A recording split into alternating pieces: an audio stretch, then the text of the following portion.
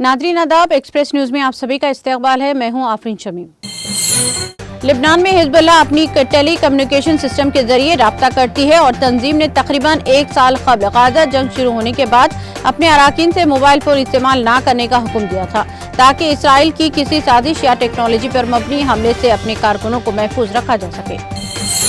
मुसल्लिक group Hezbollah से ताल्लुक रखने वाले हजारों पेजर्स लेबनान भर में बेक वक्त फट पड़े। इस वाक़े में कम से कम 9 अफराद हलाक और 2750 जख्मी हुए हैं। दरअसल अमरीकी हुकाम ने दावा किया है कि इसराइल ने लेबनान को बरामद किए गए ताइवान के पेजर्स में धमाका खेज मवाद नस्ब किया था।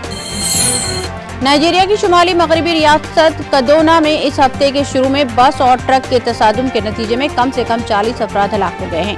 सदरती तर्जुमान ने कहा कि इतवार के रोज एक मजहबी जश्न के दौरान कदोना के सेमेना का कस्बे में पेश आने वाले इस वाक़े से दर्जनों जिंदा बच जाने वालों को मुख्तलिफ दर्जे की चोटें आई हैं।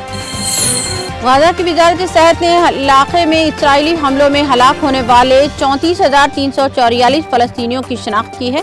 नामों, उम्र, जिन्स और शनाख्ती नंबरों की एक फहरिस्त शाया की है, जिसमें अब तक जंग में हलाक होने वाले फलस्तीनियों में से 80% से ज्यादा का इहाता किया गया है। इसके मरने वालों की तादाद में शामिल बकाया 7,613 अफराद जो कि अब 41,000 से ऊपर हैं, वो फलस्तीनी हैं जिनकी लाशें हॉस्पिटल और मुर्दा खाने वसूल की गई हैं, लेकिन जिनकी शनाख्त की तस्दीक नहीं हो सकी। हिजबुल्लाह ने इसराइल के खिलाफ जवाबी कार्रवाई करने का अज़्म जाहिर किया है जब इसके अराकीन के जरिए इस्तेमाल किए जाने वाले पेजर्स पूरे लेबनान में बेक वक्त फट गए, जिसमें कम से कम 9 अफराद हलाक और तकरीबन 3000 जख्मी हुए। धमाकों पर इसराइली फौज की तरफ से फौरी तौर पर कोई तबसरा नहीं किया गया। वन नेशन वन इलेक्शन की तजवीज़ पर गौर व खौस के लिए साबिक़ सदर जमहूरिया रामनाथ कोविंद की सरबराही में एक कमेटी बनाई गई थी। इस कमेटी की रिपोर्ट को आज मरकजी काबीना ने मंजूरी दे दी।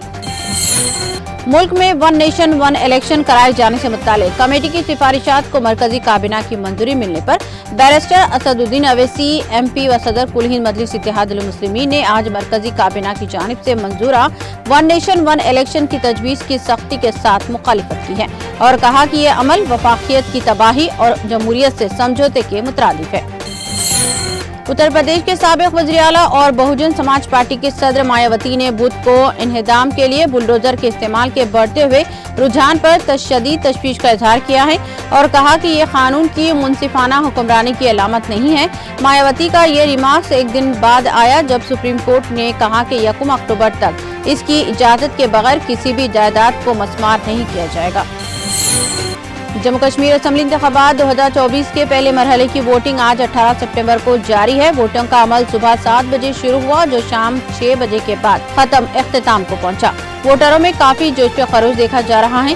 पोलिंग मरकज पर वोटरों की लंबी लंबी कतारें देखी गई। इंतखाबात को शफाफ और पुरअमन तरीके से अंजाम देने के लिए सिक्योरिटी के सख्त इंतजाम किए गए हैं। PRS के कारगुजार सदर के तारक रामाराव ने मंगल के रोज नागर कर्नूल के जिले के गांव में दलितों पर मुबैना तौर पर हमला करने के लिए वजीर जुब्बली कृष्णा राव को शदीद तनकीद का निशाना बनाया। हुकूमत से इनको पहले दी गई जमीनों को दोबारा शुरू न करने पर जोर दिया। उन्होंने मुतालबा किया कि वजीर को अपने किए पर माफी मांगनी चाहिए। एक चौंका देने वाले पेशरफत में रियासत के ज़ेरे इंतजाम गांधी हॉस्पिटल को इस अगस्त में जजगी और नौज़ायदा बच्चों की अमवात की शरह में बड़े इजाफे का सामना करना पड़ा है।